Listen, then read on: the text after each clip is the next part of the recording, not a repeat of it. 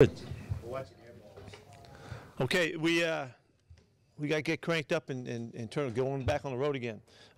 We've had pretty good success on the road so far with the games we've had, and it sets up really just another opportunity to get out there. The big trip, we'll leave on Friday, and try to make the most of it, get cranked up and ready to play another good football game. There's a lot of familiarity here, as you know, and so that always makes it interesting when you're trying to game plan and all that. They know us and we know them, and so it makes for a really good, interesting preparation. And we got to play good. We got to get going. When you look at the talent on that roster versus their record, how do you kind of evaluate the Falcons? They're playing really fast. They're explosive on offense. They've got highlight players that we recognize and know: the running back, receivers, the tight end, the QB. Matt Schaub is a renowned backup quarterback that's come off the bench for teams for years. He's got a winning record if he's the one that plays. Danny's coaching the defense, and Bob Sutton, a old friend of ours that we know for years from KC and all that, and years beyond. We have a lot of respect for what's going on, and I know I'm just watching the film and watch what we're up against, and they're going to cause problems for us. So we got to get ready to go. What do you like about Quandre Diggs? He's an explosive player.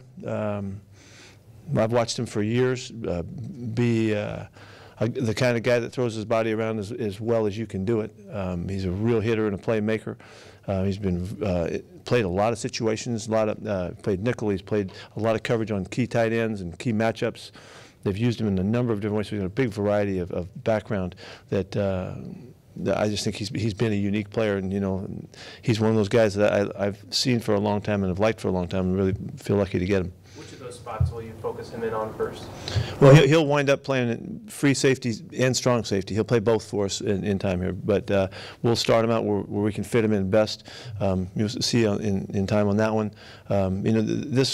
The fact that Leno was out for a bit and that we haven't been able to get Bradley back in there really makes it we got pretty thin really fast, and so a rare opportunity to get an experienced player that can fit a lot of roles.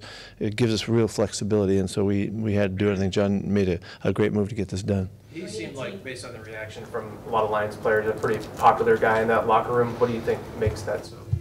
Well, I mean, I don't know him personally, other than the time we've just hung out and talked a little bit. But by the nature of his play, this is the kind of player that everybody respects because he plays so hard and he hits so hard and he goes for it. And I'm sure that what I can tell is that he would win any team over just because of his play style. So I'm thrilled to add him, because he is a runner and a hitter.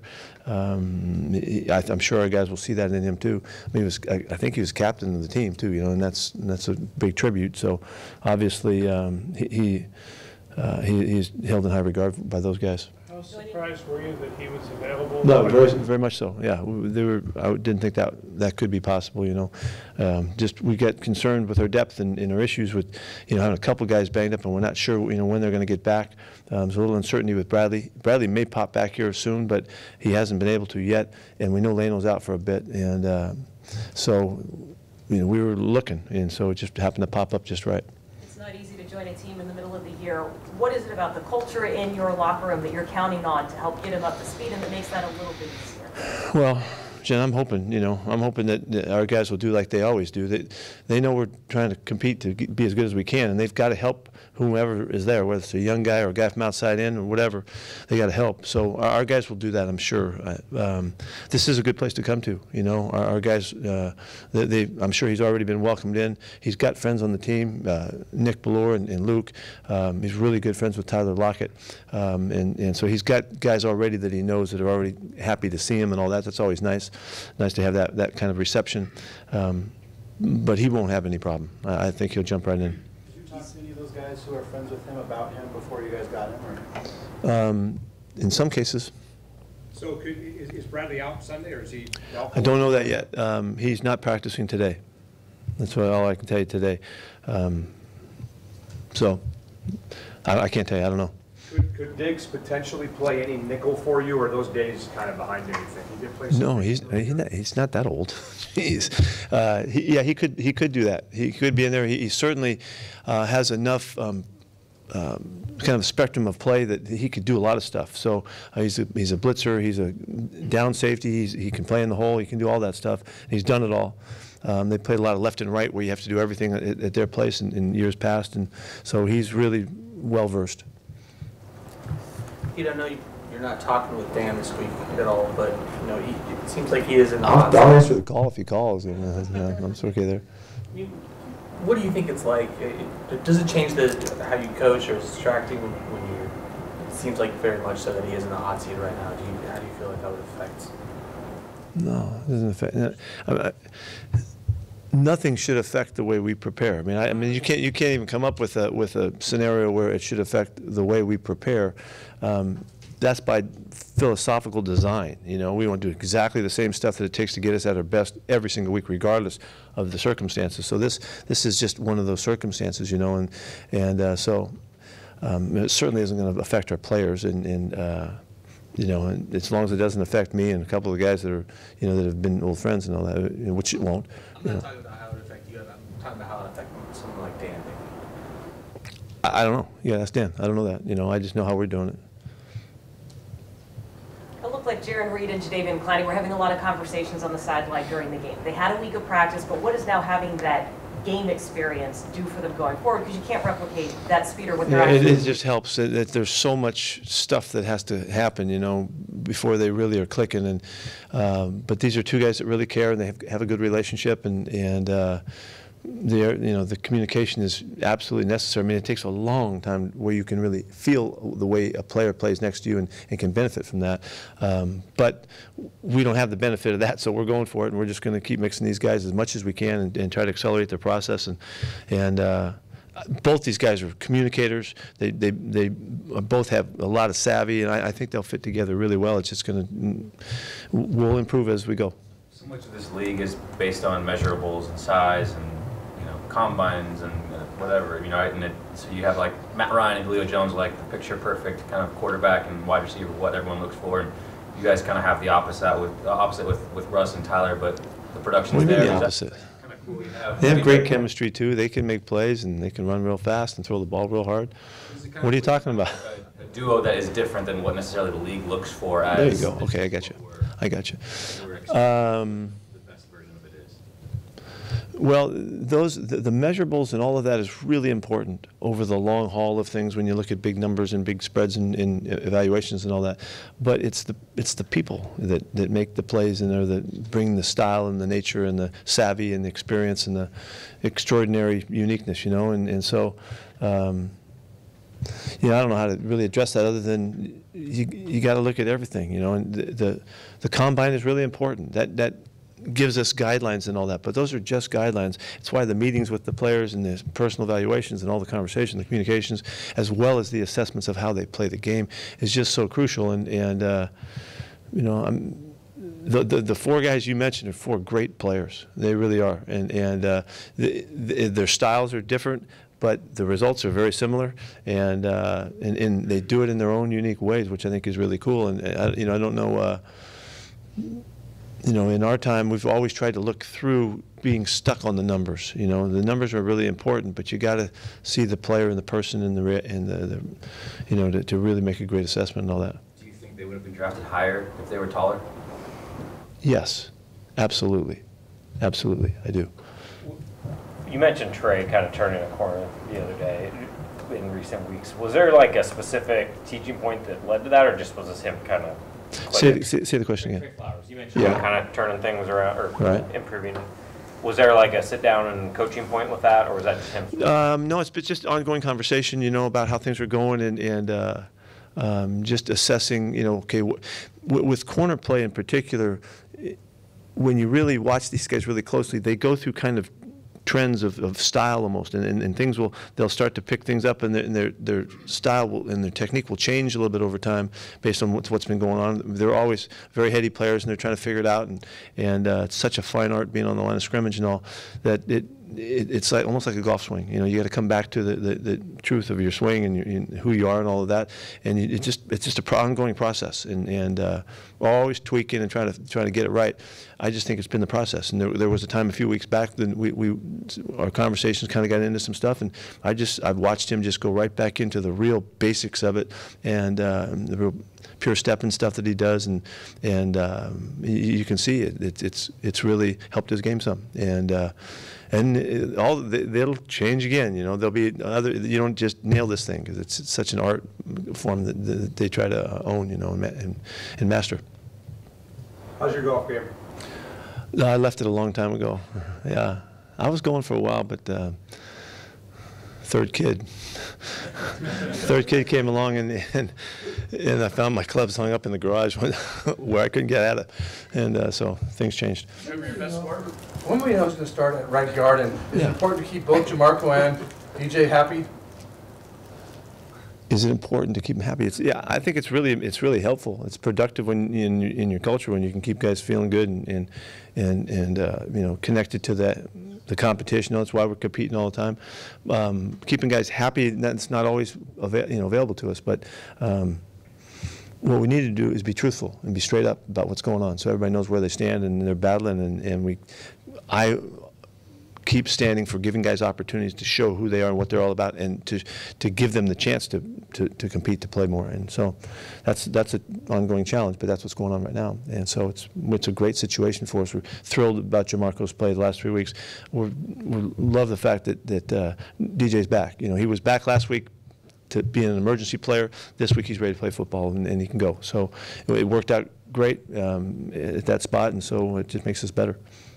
I'm sorry, I got to follow up. Do you remember your best golf score? Yeah. It's like how big the fish caught too, What was it? Why would you want to know that? No, honestly, the best round I ever had, I had an 82 that was really sweet one time, and that was back in my Minnesota days. How did you get to a third kid before you had to hang him up? Huh? How did you get all the way to How many kids you got? Yeah, okay, well, yeah, yeah, that's a good question. Well, it was one of those days. I'll just give you a little sidebar. I can remember. There's an old country course we played out in Minnesota, and it took us a long time to get through it, and get home about 7 o'clock. All day long, and I had she waiting for me at the steps. That was kind of it. I was all for it. She was absolutely right. There was I was not going anywhere with my golf game. There was a little controversy coming out of the Monday night game when the ESPN cameras caught Darnold saying he saw ghosts on the sideline, and they broadcast that on TV. Apparently the Jets are all upset about that. Would you be bothered by that? And are there certain things that you do or don't want put out over network television? Yeah, I think that I would like to hold our space somewhat sacred. Same thing in the locker room after games. I really don't like having anybody in there. I would kick them out every time because that's us. I understand why it's good. Good media and all that kind of stuff, and particularly miking guys up, and you get in close and behind the scenes.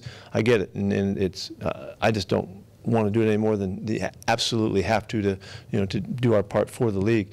And mainly the reason is it's really hard to not be conscious of the fact that you're mic'd, and so that's a factor and an element in the midst of the game that you've got to have some conscience for. Now whether and sometimes you forget too. Which is the other issue that happens, and you say things that you wish nobody else heard. So. So we have to. It's kind of a necessary evil. We got to promote the game and do all that we can for it. But yeah, I think it can be a distraction that doesn't help the performance, which is what we're all about, trying to perform. From our end of it, and then the other end of it is they're trying to create a great product, and so we get it. Do you have a mic on you every game? No. When you do have a mic, are you Yes. thinking about that? Yes, I am. You've been asked about fourth down decisions a few different times this year. Those things are obviously easy to second guess when they don't work, but I'm just curious about your process with those decisions leading up to it. How do you balance kind of the emotion of the moment, the game situation? Well, I hope really well, but there's, at the time when we make our decision and we're going, I feel good about it. That's why I do it. I feel like, okay, I'm fine. And I've been through enough of them, so many more when we were in college. We would go for it all the time. I have a pretty good background in it, and I know what's at stake. I understand that. So sometimes the stakes matter more than others. It just depends, what the situation is. And it's really some of the best parts of the coaching game, you know, for me. I mean, there's a lot of stuff out there, a lot of plays happen, I don't get to do much, you know, so when I do have the opportunities and sometimes and at times, and I often think about there's about 3 or 4 plays in the game that really come down to I have a choice to do something, and so, you know, I'm trying to maximize those and do them as well as we can. Do you look at analytics or anything? Yes.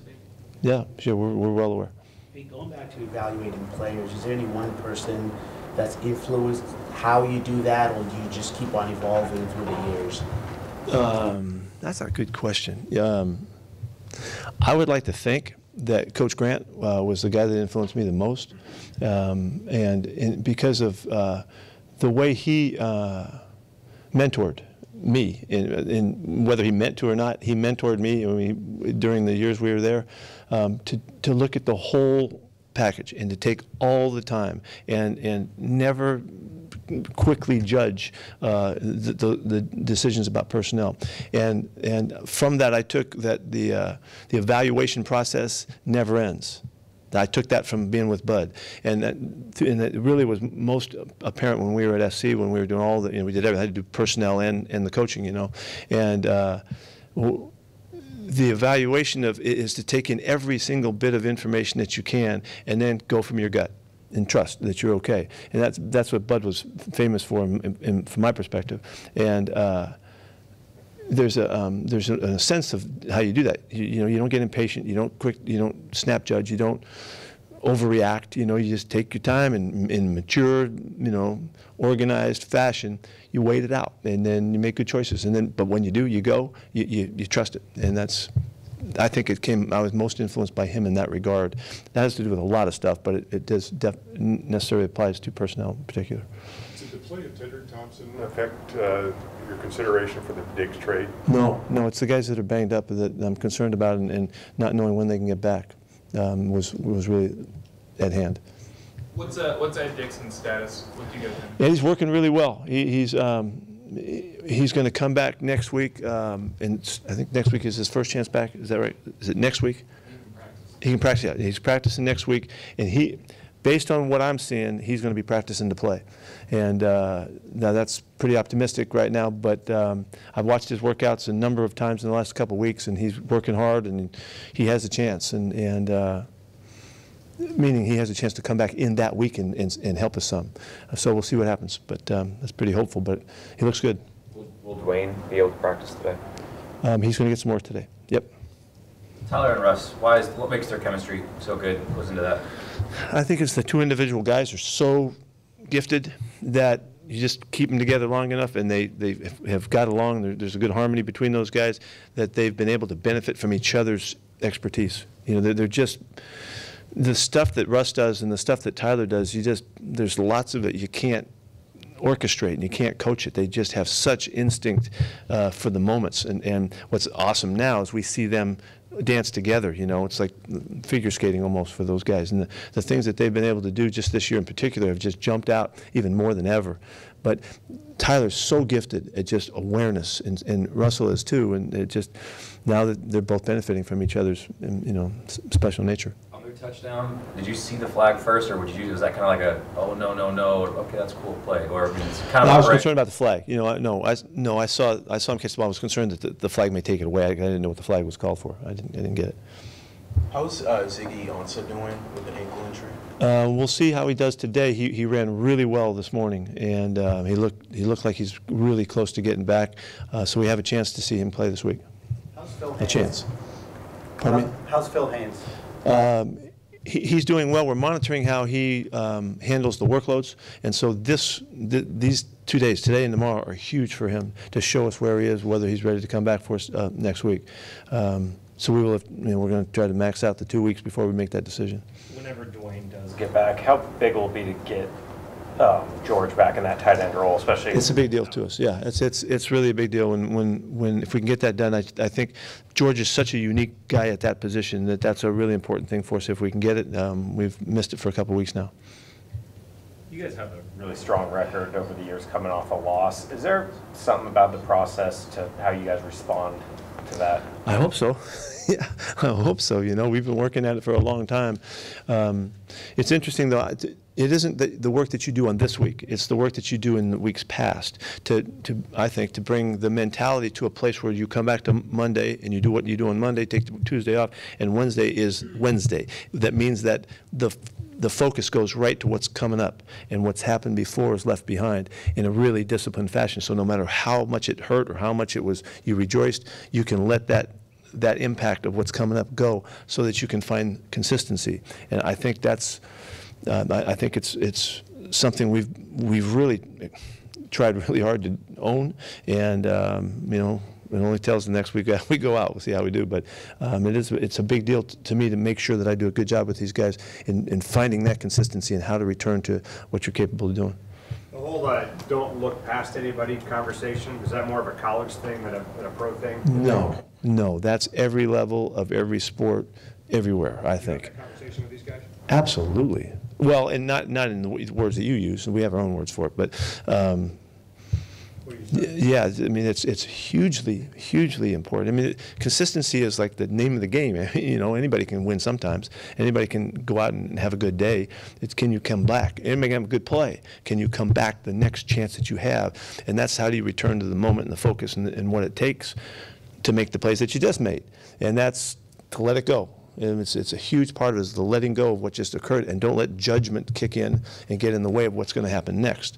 And I think it's extraordinarily valuable and important on all levels. And I think it's the nature of competition is to see people go up and down and match the moments and then not match the moments and not be available for the opportunities and stuff like that. We don't want to miss those. So, you know, we spend as much time on that mentality and that discipline as anything we do. And a long season. We got to keep going, you know. This is the last game of the first half, and that's all this is all about right now. It's a championship opportunity. What point in your career showed you that, convinced you that?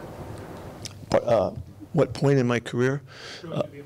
There is an absolute moment. Is when we were the first year we were at SC and we played Notre Dame, and on the road at Notre Dame. And I had been told in the build-up to that game that like this is the biggest thing in the world, and you know, and when you're going to hear the bells ringing when you walk through the stadium, through the arch of the stadium to see the first scoreboard and all of the stuff, and you're going to hear all of the echoes and all, you know, all that kind of stuff. And I made the biggest deal out of that game. I feel like I told you this before, but we went to the grotto and we went, you know, touchdown Jesus and the whole thing, and we got our butt kicked. We just got our butt kicked. It was the biggest waste of time I ever encountered, and I thought I'm never letting that happen again. And that's when the mentality kicked in. It wasn't all at once, but that was when the mentality kicked in that no longer are we going to make any game any different than any other one, because it just took away all of the good stuff that we had, just diminished in the midst of all of the hoopla and the buildup and all that. Was a waste of time. Anything else? Thank you.